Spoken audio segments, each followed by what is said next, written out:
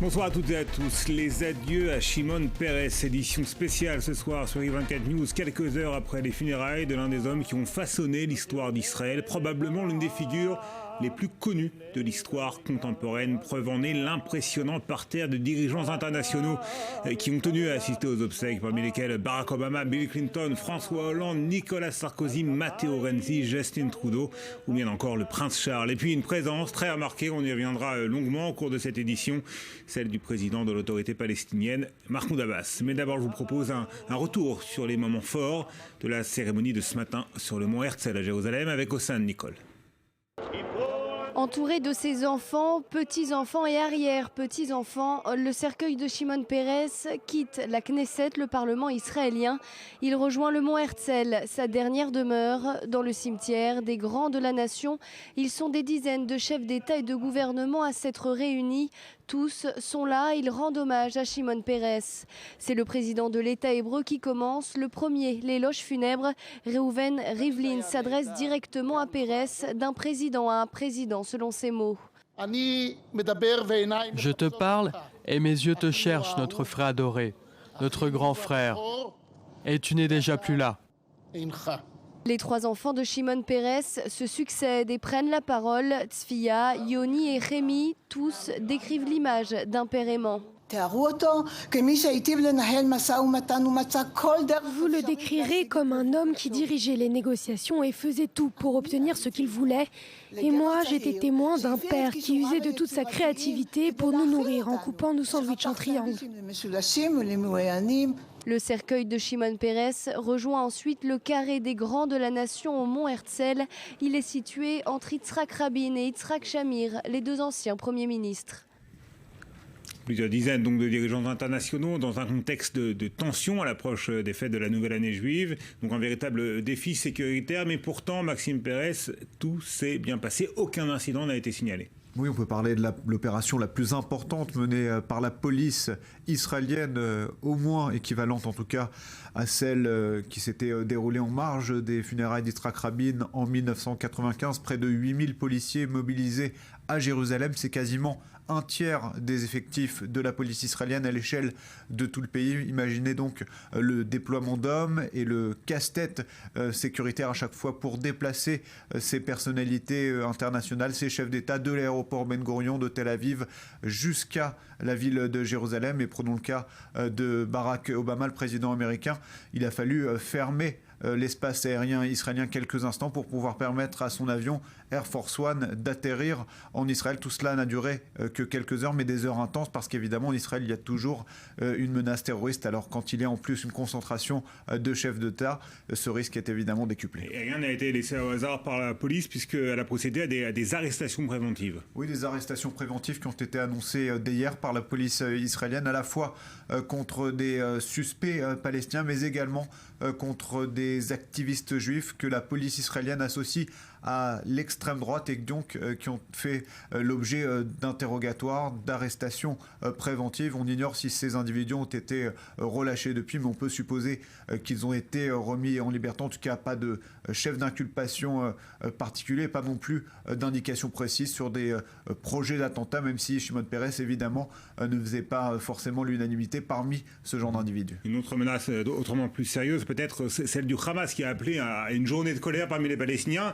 Et cet appel n'a pas vraiment été suivi des faits. Absolument pas. C'est vrai que c'était l'autre aspect de cette journée qui était redouté par les services de police israéliens, les gardes frontières également, qui étaient déployés autour de la vieille ville de Jérusalem. Une journée de la colère, à la fois pour protester contre ces funérailles qui ont honoré Shimon Peres, mais également pour marquer le premier anniversaire de ce que le Hamas et de ce que désormais la presse appelle l'intifada des couteaux, qui a démarré un an plus tôt, un 30 septembre, avec ces séries d'attaques à l'arme blanche menées par des loups solitaires. Il n'y a pas eu de grands rassemblements ni dans les zones sous contrôle palestinien en Cisjordanie, ni dans la bande de Gaza. Quelques rassemblements symboliques, mais rien de réellement marquant, et surtout pas d'incident sécuritaire en ce jour de vendredi qui marque chez les musulmans, vous le savez, les grandes prières. Merci beaucoup Maxime Pérez et j'accueille également sur le plateau Freddy Ethan. Freddy Ethan, bonsoir. Vous avez été ambassadeur d'Israël, vous êtes le directeur du Centre des affaires publiques et de l'État de Jérusalem et vous avez également, il y a une vingtaine d'années, c'est cela, publié une biographie de Shimon Peres. C'était en 1996. Alors tout s'est bien passé sur le plan sécuritaire, mais est-ce que ces funérailles ont déjà une importance politique, diplomatique? Sans doute. Vous savez, Shimon Peres, incontestablement, a marqué par son empreinte l'histoire de l'État juif, depuis la création de l'État juif. Personnellement, quand j'étais au lycée, j'ai déjà connu en 1965 Shimon Peres. Et depuis, j'ai suivi donc ses pas et sa carrière qui était une carrière hors du commun. Donc il y a là une situation que, si vous voulez, le monde entier, non seulement voit en Shimon Peres un homme politique, mais surtout un homme d'État. Et c'est là la différence. Parce qu'un homme d'État a une certaine vision pour l'intérêt de son peuple, mais aussi une vision planétaire. Et pour eux, c'est un exemple.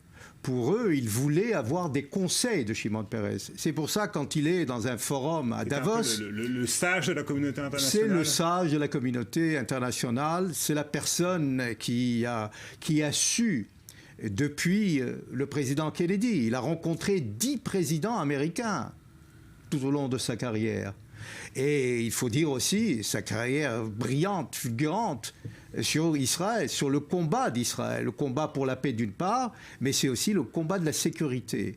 Et la différence, si vous voulez, Benjamin Netanyahou l'a dit lors de son discours, il y a 2 conceptions. L'un qui dit, comme Shimon Peres, d'abord la paix et la sécurité viendra après, tout à fait naturellement.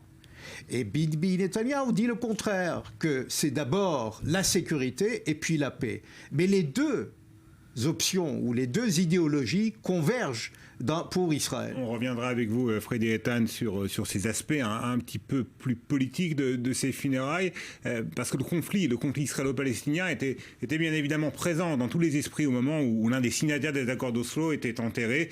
Benyamin Netanyahou et Mahmoud Abbas ont échangé une poignée de main et quelques courtes phrases, et le conflit entre les 2 peuples a été évoqué dans quelques-uns des éloges funèbres, notamment dans celui de Barack Obama. Charlotte Ozer.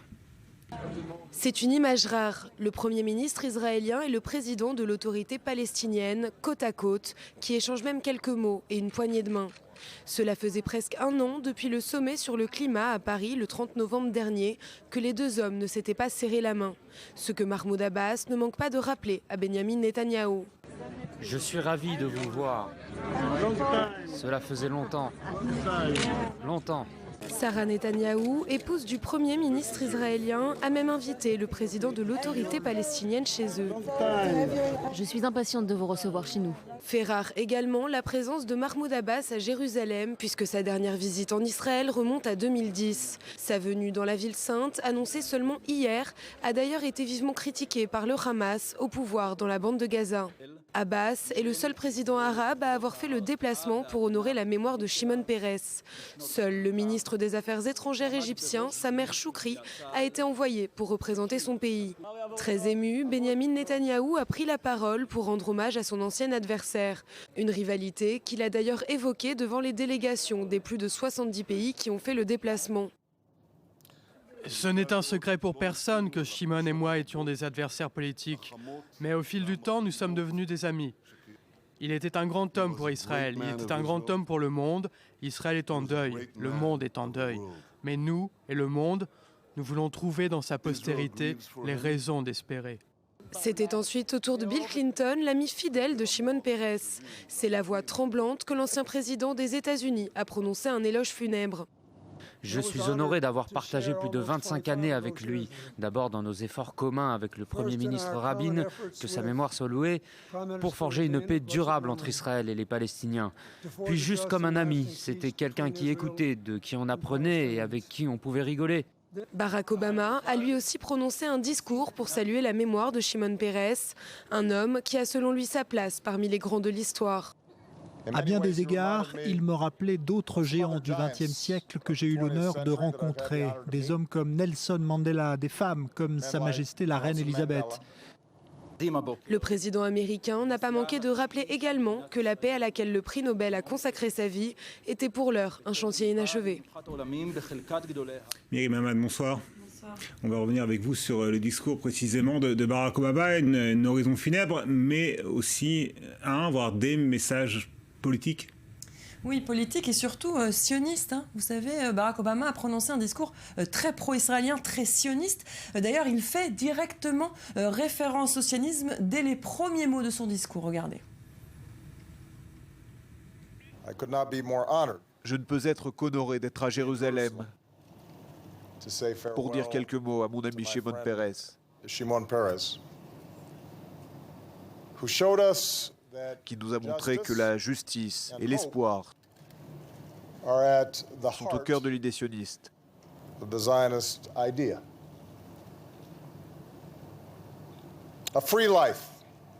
Une vie libre dans une patrie nouvelle.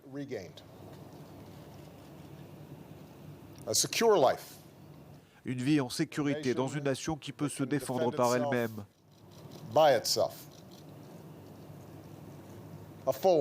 Une vie remplie, une vie d'amitié avec des nations sur lesquelles on peut compter en tant qu'alliés.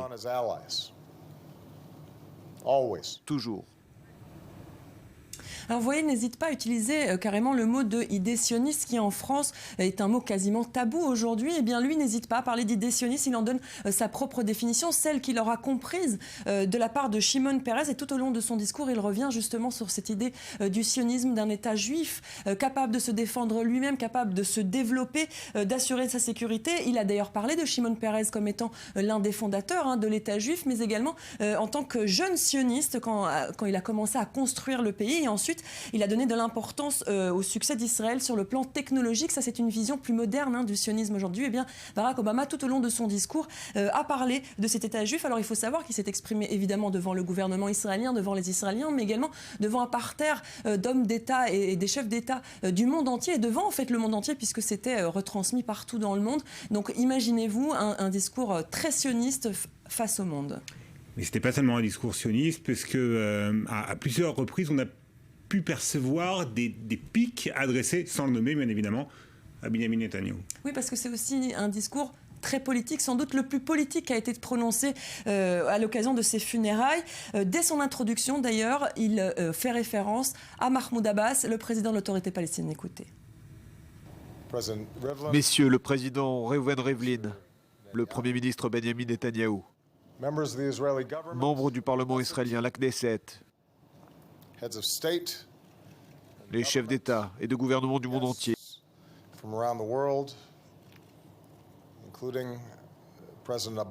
y compris Monsieur le Président Mahmoud Abbas, dont la présence est un geste et un rappel que la paix est un chantier inachevé.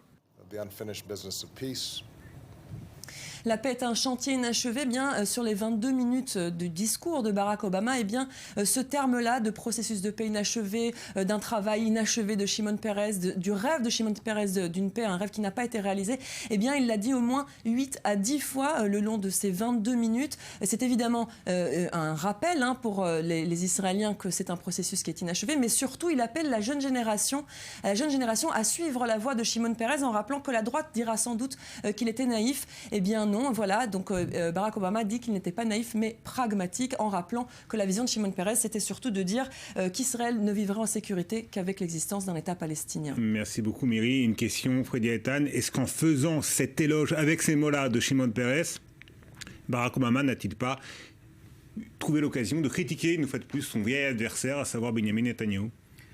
Non, je ne crois pas. Écoutez, il dit ça à Shimon devant les chefs d'État, il le dit au mont Herzl, mais il le dit face à Mahmoud Abbas. Mais je regrette que Benjamin Netanyahou n'a pas évoqué la présence de Mahmoud Abbas. Il aurait dû le faire. Certes, il a serré la main de Mahmoud Abbas, il l'a invité chez lui à la résidence, la rue Balfour, mais il aurait dû, dans ces circonstances, Et dans ce contexte international, il aurait dû faire un certain geste vis-à-vis de Mahmoud Abbas. C'est vrai qu'on peut séparer, évidemment, on doit séparer entre les funérailles et les affaires politiques, mais dans ces circonstances, je crois que Benjamin Netanyahu aurait dû le faire. Ce discours dont on a vu avec Miri à quel point elle était pro-sioniste, avec l'utilisation de toute une série de références au sionisme et à la justesse de la cause sioniste, n'est-il pas la manière pour Barack Obama de reconstruire une popularité en Israël pour pouvoir peut-être préparer le terrain à ce qui pourrait être une initiative prise par Barack Obama concernant le processus de paix israélo-palestinien après les élections de novembre prochain? Je crois qu'il est là, il prépare le terrain à Hillary Clinton. C'est-à-dire, il ne faut pas oublier non plus que nous sommes en campagne électorale présidentielle aux États-Unis. Donc, ça va de soi que le président Obama, assisté par l'ancien président Clinton, est favorable, évidemment, à l'élection de Madame Hillary Clinton. Et il pense que, dans ces circonstances-là, il faut dire à tout le monde que Hillary Clinton est la bonne présidente pour demain, pour consolider, parce qu'il parle de sécurité, il parle qu'Israël doit se défendre par lui-même, et donc il veut renforcer la sécurité d'Israël, mais aussi Israël doit être ce qu'il appelle un Israël libéral, un Israël démocrate, un Israël qui a une certaine vision, qui tend la main donc à ses ennemis. Donc si vous voulez, ce n'est pas une idéologie naïve, mais une idéologie plutôt pragmatique, dans le sens où Barack Obama est capable aujourd'hui de faire avancer le processus de paix, mais il faut le rappeler aussi que pendant 8 ans, il a essayé et il a échoué. En tout cas, les mots choisis par Barack Obama pour évoquer Shimon Peres témoignaient du respect, de l'amitié même, éprouvé par le président américain pour Shimon Peres. Aux États-Unis, les drapeaux ont été d'ailleurs mis en berne, une mesure exceptionnelle lorsqu'il s'agit de la disparition d'un dirigeant étranger. Ariane Menage. Les drapeaux américains mis en berne devant la Maison-Blanche en la mémoire de Shimon Peres. Un signe de respect extrêmement fort. Barack Obama a ordonné que tous les drapeaux des bâtiments officiels du pays et des ambassades soient mis en berne jusqu'à vendredi. Shimon Peres était l'essence d'Israël lui-même. Ce sont les termes qu'a choisi le président américain pour rendre hommage à son ami. Barack Obama sera présent vendredi aux funérailles de Shimon Peres, avec lui à Jérusalem toute la délégation américaine. Les deux hommes se sont rencontrés à plusieurs reprises, toujours en témoignant l'estime qu'ils se portaient l'un pour l'autre. En 2013, lors de sa première visite en Israël, Shimon Peres décore Barack Obama de la médaille du président pour sa contribution à la sécurité de l'État hébreu. Cette même année, Barack Obama ne peut se déplacer pour les 90 ans de son homologue à Jérusalem. Il lui transmet donc ses amitiés en vidéo devant des centaines d'invités. À mon bon ami Shimon Peres, je suis très heureux de vous rejoindre tous pour lui souhaiter un très joyeux 90e anniversaire. Un an plus tard, c'est Shimon Peres qui se rend à Washington et reçoit la médaille d'or du Congrès, l'une des plus grandes distinctions américaines à un mois de la fin de son mandat. Beaucoup de gens disent de moi que je suis un rêveur. Je suppose que c'est pour cela que je me suis toujours senti chez moi aux États-Unis. Autre distinction, la médaille de la liberté, équivalent de la Légion d'honneur aux États-Unis, décernée à Peres en 2012 lors d'un dîner dressé en son honneur à la Maison-Blanche. Personne n'a fait autant durant tant d'années pour bâtir notre alliance et rapprocher nos deux pays que le dirigeant que nous honorons ce soir, notre ami Shimon Peres. Shimon Peres était le premier président israélien à recevoir une telle distinction, nouvelle preuve de l'amitié entre les deux présidents. Freddy Ethan, c'est tout à fait clair et évident. Barack Obama aurait préféré avoir affaire à Shimon Peres plutôt qu'à Benjamin Netanyahu. Oui, vous savez, Benjamin Netanyahu, on peut parler d'un républicain dans les termes américains. D'ailleurs, entre parenthèses, j'ai tout à l'heure évoqué votre biographie de Shimon Peres qui s'intitulait Shimon Peres à la croisée des chemins. Au carrefour du destin. Au carrefour du destin. Et vous êtes également l'auteur d'une biographie de Benjamin Netanyahu. Exactement. Donc il y a là deux personnages qui, chacun a sa propre idéologie, chacun a ses propres opinions, mais qui convergent. Droite et gauche en Israël ont le même but, c'est-à-dire d'aboutir à une paix. Mais chacun a sa tactique d'y arriver. Et Benjamin Netanyahu comme Shimon Peres sont des hommes, on peut dire, messieurs sécurité, avant tout la sécurité. Il ne faut pas oublier aussi, quand on parle par exemple de colonies de peuplement, Shimon Peres était le premier, le pionnier à construire, donc à Sébastia, en 1975 déjà, la première donc implantation, ce qu'on appelle implantation en Cisjordanie. On a vu parler par la suite d'un revirement idéologique de Shimon Peres, le faucon devenu colombe. Tout à fait, mais c'est un faucon sur le plan sécuritaire. Mais il a compris qu'au moment où Shimon Peres, très jeune, à l'âge de 29 ans, 30 ans, essaye de trouver le moyen dissuasif, c'est-à-dire la dissuasion israélienne, la force de frappe israélienne qui a été acquise grâce à la France, il faut le dire, donc Shimon Peres est rassuré pour la sécurité de l'État d'Israël. Et au moment même donc, où il est rassuré par la sécurité, il peut œuvrer pour la paix. C'est d'ailleurs cette phrase que l'on doit à Shimon Peres, justement.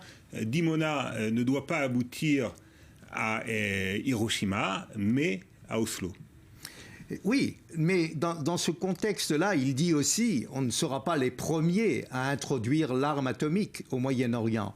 Mais si, par contre, il y aura la paix, on n'aura pas besoin de bombes atomiques. Donc il y a là une situation où Shimon Peres voit loin, voit l'avenir de l'État d'Israël, voit la sécurité de l'État d'Israël, assurer l'État d'Israël. Mais encore plus, Shimon Peres voit un Israël moderne. Il ne parle pas du passé, il parle de l'avenir. Pour lui, le passé est gommé. Par contre, Benjamin Netanyahu, le passé est le présent pour lui. Donc Benjamin Netanyahu, dans tous ses discours, parle surtout du passé, parce que c'est un fils d'historien, parce qu'il pense qu'il y a ce qui s'est passé lors de la Deuxième Guerre mondiale et même à la veille de la Seconde Guerre mondiale, cette indifférence mortelle de toutes les puissances du monde. C'est en train de dire que Benjamin Netanyahu est toujours plus sensible aux aspects tragiques de l'histoire que n'a été Shimon Peres, qui pourtant lui-même a vécu dans sa chair les drames de l'histoire. Une grande partie de sa famille a été décimée. Son grand-père évidemment dans une synagogue qui a été brûlée. Donc il y a là, je crois que Shimon Peres nous donne de l'espérance aux générations futures. Et c'est pour ça qu'il s'entoure aussi de jeunes filles très sympathiques. Il s'entoure aussi de jeunes, comme l'a fait d'ailleurs Ben Gurion. Mais Shimon Peres aussi est un paysan. Pourquoi il a commencé, il a donné son accord, si vous voulez, à cette première implantation en 1975 ? Parce qu'il a pensé que les religieux nationalistes pourront faire la même chose, ce qu'ont fait les pionniers du Palmar, ce qu'ont fait les premiers pionniers venus de Russie dans les premières immigrations en Israël. Et pour lui qui a vécu dans un kibbutz à Lumot, c'est lui aussi qui était un agriculteur et qui aurait préféré peut-être, d'après lui, d'être un berger. Mais il est le berger. Le berger, le vrai berger dans le sens de Moïse. Et chaque fois, il rappelle, il préfère être un Moïse, il préfère être la personne qui a amené Israël vers un havre de paix. On va s'attarder maintenant, Frédéric Ethan, sur un autre aspect de ces funérailles, la présence de la France, une délégation française d'un plus haut niveau, du plus haut niveau possible, puisque le président François Hollande et son prédécesseur à l'Élysée, Nicolas Sarkozy, ont assisté aux funérailles de Shimon Peres, tout comme d'ailleurs le chef de la diplomatie, Jean-Marc Ayrault. Et on a appris que François Hollande a été reçu en début de soirée par Benjamin Netanyahu. Voilà des images de Benjamin et Sarah Netanyahu accueillant messieurs Hollande et Ayrault à la résidence officielle du Premier ministre à Jérusalem. Un mot peut-être sur... Oui, je crois que François Hollande voulait rassurer concernant l'initiative française. On parle beaucoup de cette initiative française à l'ONU, mais François Hollande est venu pour dire à Benjamin Netanyahu... La fameuse conférence internationale. Hein, oui, et donc on n'imposera pas une solution ou une résolution qui serait contraire à la sécurité ou à la défense de l'État d'Israël. Et c'est ce que voulait dire François Hollande. Et évidemment, la présence de Sarkozy, nous sommes aussi en campagne électorale, il ne faut pas l'oublier non plus en France. Donc il y a une compétition pour avoir une certaine sympathie non seulement vis-à-vis d'Israël, mais aussi pour les Juifs de France. Alors, Shimon Peres entretenait d'ailleurs une relation tout à fait particulière avec la France, dont il aimait la culture et dont il maîtrisait la langue. Il faut le rappeler, Shimon Peres était tout à la fois francophile et francophone. Un hommage lui a été rendu hier soir à la grande synagogue de la Victoire à Paris. Notre correspondant Olivier Lerner était sur place et il a recueilli ses témoignages. Ce qu'il faut retenir pour les jeunes, c'est que c'est un exemple et jamais oublier tout son combat, tout ce qu'il a fait. C'est un des derniers pères fondateurs du pays. Donc voilà, on vient pour rendre hommage aujourd'hui. Il y a beaucoup de juifs français qui l'aimaient bien, aussi de droite comme de gauche d'ailleurs. C'est pas aimer ou ne pas aimer, c'est pour nous, c'est quelqu'un qui a fondé le pays. Après, on n'est pas toujours d'accord avec tous les hommes politiques, avec tout ce qu'ils font, mais en général, c'est quelqu'un qui a vraiment fondé le pays. Et vous êtes de gauche? Non. Ouais. Non. On peut être de droite et honorer aujourd'hui la mémoire de Shimon Peres. C'est pas de droite ou de gauche, c'est quelqu'un qui fait partie du pays et qui fait partie de la même nation. Si vous voyez une personne, c'est pas forcément cette personne est de droite ou cette personne est de gauche, c'est une personne comme vous. Pour nous, jeunes générations qui n'avons pas connu les accords d'Oslo, donc nous qui nous avons grandi avec les années 2000, avec le début de l'Intifada, c'était ce symbole d'espoir, de paix. Alors peut-être qu'on est un peu utopiste, mais voilà, pour une jeune génération, c'est un exemple, un modèle que l'on doit suivre. Dans la communauté, beaucoup de peine, mais en France en général, que ce soit sur les réseaux sociaux ou dans les réactions dans la presse, il y a eu beaucoup de messages de haine, d'incompréhension, et ça a été un peu l'occasion de déverser sa haine contre Israël. Au contraire, à l'étranger, que ce soit les chefs d'État, mais aussi les peuples étrangers, ils ont tous amené leur soutien à Israël, au peuple d'Israël et à ce grand homme de paix qu'il était. Voilà, Freddy Ethan, Shimon Peres et la France, c'est une longue histoire d'amour. Bien sûr, depuis déjà 56, c'est-à-dire les socialistes de Guy Mollet, la centrale nucléaire de Dimona, les avions Mirage que nous avons obtenus de la France, et aussi l'amitié fidèle avec François Mitterrand, socialiste comme lui, qui a toujours été à chaque voyage, et d'ailleurs Mitterrand est venu pour la première fois en mars 1982, et pour Shimon Peres, c'était un événement majeur, bien que Menachem Begin était au pouvoir, mais aussi Shimon Peres, quand Mitterrand était président, a eu aussi pour la première fois été comme Premier ministre arrivé en France. Et donc c'était Laurent Fabius qui était le Premier ministre à l'époque. Donc il y a entre les deux pays une amitié profonde, une amitié qui est consolidée par tous les présidents, qu'ils soient de droite ou de gauche, socialistes ou républicains aujourd'hui. Et donc il y a là pour Shimon Peres une amitié aussi sur le plan à la fois mondaine, littéraire, puisque à chaque fois qu'il passait à Paris, il rencontrait à l'époque le couple Yves Montand et Simone Signoret. Il assistait pendant des heures avec eux, chez eux, dans leur appartement, donc. Et puis, il connaissait aussi le français. Il préférait parler l'anglais, mais il connaissait parfaitement le français et il connaissait toute la littérature française. Et justement, c'est pas peut-être l'une des causes de l'incompréhension ou du décalage entre Shimon Peres et une très grande partie de la population israélienne qui lui reprochait peut-être un côté un petit peu trop sophistiqué, un petit peu trop européen peut-être. Non, mais Shimon Peres effectivement représente l'Europe et je crois vis-à-vis entre Sharon, Rabin et Netanyahou qui pour eux, l'Amérique compte, et on l'a vu aujourd'hui. Hélas, François Hollande on n'a pas focalisé aujourd'hui sur François Hollande. On a focalisé surtout sur Obama. Mais il faut dire que Shimon Peres représentait, il pense que l'Europe a un rôle d'influence à jouer, et particulièrement la France. Et pour lui, c'était, si vous voulez, c'est manquer d'ingratitude vis-à-vis de la France, ce que la France a fait pendant de longues années vis-à-vis de la sécurité de l'État d'Israël. Oui, Shimon Peres qui était encore une fois tout à fait francophone et francophile et qui appartenait donc à une génération d'Israéliens pour qui effectivement les relations avec la France et la proximité même culturelle avec la France étaient importantes. Aujourd'hui, c'est plus du tout le cas. On a l'impression que la classe politique israélienne est beaucoup plus tournée vers les États-Unis que vers la France. Mais elle est tournée depuis Rabin. Depuis déjà le premier mandat de Rabin en 1975. Rabin a rencontré Ford à l'époque et puis Jimmy Carter. Mais c'était effectivement les relations qui étaient beaucoup plus consolidées vers il ne faut pas oublier non plus qu'en France était à l'époque Giscard d'Estaing. Et donc il y avait aussi des conflits avec la France, des divergences profondes avec la France. La France a offert à Saddam Hussein une centrale nucléaire. La France a relâché le terroriste à l'époque donc des 11 athlètes tués à Munich, à Abu Daoud. La France a décrété un boycottage économique. Et donc pour Begin à l'époque qui était au pouvoir, c'était effectivement une façon de ne plus compter sur la France, cette France qu'on a connue, que Begin a connue à l'époque donc de Bourgès-Monory et Guy Mollet, à l'époque des années 50 et 60. Frédéric Ethan, merci beaucoup d'avoir répondu à nos questions. Je rappelle que vous avez été ambassadeur d'Israël en Mauritanie, que vous dirigez le Centre des affaires publiques et de l'État de Jérusalem et que vous êtes l'auteur d'une biographie de Shimon Peres intitulée Shimon Peres au carrefour du destin, biographie parue il y a une vingtaine d'années. Merci beaucoup Frédéric Ethan.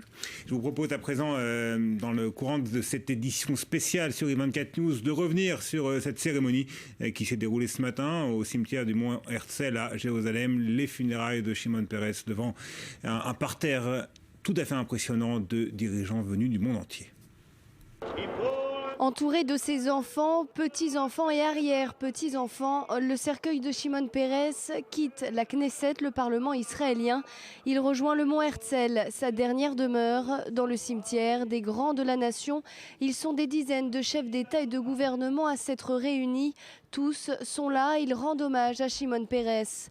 C'est le président de l'État hébreu qui commence. Le premier, l'éloge funèbre. Reuven Rivlin s'adresse directement à Peres, d'un président à un président, selon ses mots. Je te parle et mes yeux te cherchent, notre frère adoré, notre grand frère. Et tu n'es déjà plus là. Les trois enfants de Shimon Peres se succèdent et prennent la parole. Tzfia, Yoni et Rémi, tous décrivent l'image d'un père aimant. Vous le décrirez comme un homme qui dirigeait les négociations et faisait tout pour obtenir ce qu'il voulait. Et moi, j'étais témoin d'un père qui usait de toute sa créativité pour nous nourrir en coupant nos sandwichs en triangle.